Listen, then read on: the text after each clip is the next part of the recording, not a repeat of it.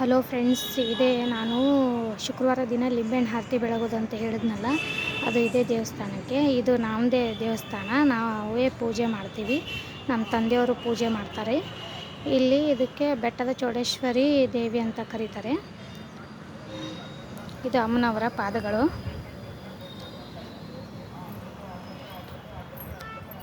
ನಾವು ಚಿಕ್ಕವರಿರುವಾಗಲಿಂದನೂ ನಾವು ಈ ದೇವಸ್ಥಾನನ ಪೂಜೆ ಮಾಡ್ತಾ ಬಂದಿದ್ದೀವಿ. ನಮ್ಮ ತಂದೆಯವರು ಸತತ 25 ವರ್ಷಗಳಾಯಿತು ಪೂಜೆ ಮಾಡ್ತಾ ಬಂದು. ಬನ್ನಿ ಅಮ್ಮನವ್ರನ್ನ ತೋರಿಸ್ತೀನಿ.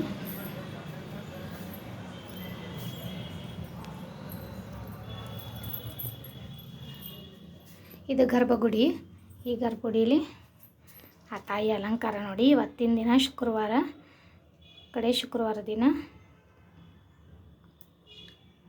ನಮ್ಮ ತಂದೆಯವರು ಈ ರೀತಿ ಅಲಂಕಾರ ಮಾಡಿದ್ದಾರೆ.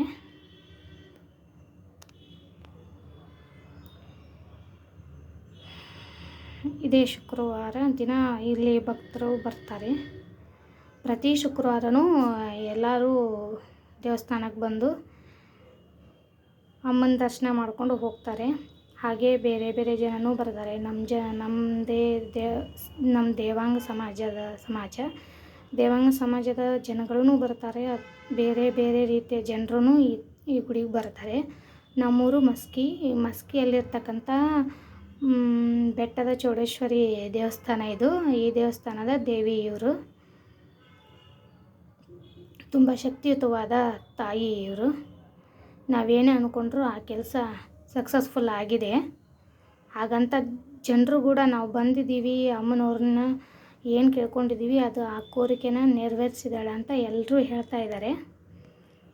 ಹಾಗೆ ನಮ್ಮ ಜೀವನದಲ್ಲೂ ಕೂಡ ಸಾಕಷ್ಟು ಅನುಭವಗಳನ್ನು ನಾವು ಆಗಿದೆ. ನಾವೇನು ಅಂದ್ಕೊಂಡಿರ್ತೀವೋ ಆ ಕೆಲಸಗಳು ನಮ್ಗೆ ತಾಯಿ ಮಾಡಿಕೊಟ್ಟಿದ್ದಾಳೆ. ನಮ್ಗೆ ಈ ತಾಯಿನ ಬಿಟ್ಟರೆ ಬೇರೆ ಯಾರೂ ಇಲ್ಲ. ಈ ತಾಯಿನೇ ನಮಗೆಲ್ಲ.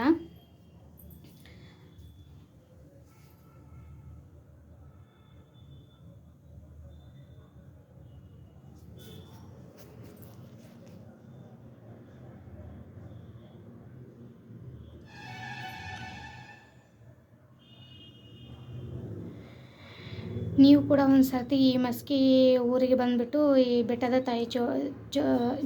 ತಾಯಿಯ ದರ್ಶನಕ್ಕೆ ಬಂದು ಈ ಅಮ್ಮನವ್ರನ್ನ ದರ್ಶನ ಮಾಡ್ಕೊಳ್ಳಿ.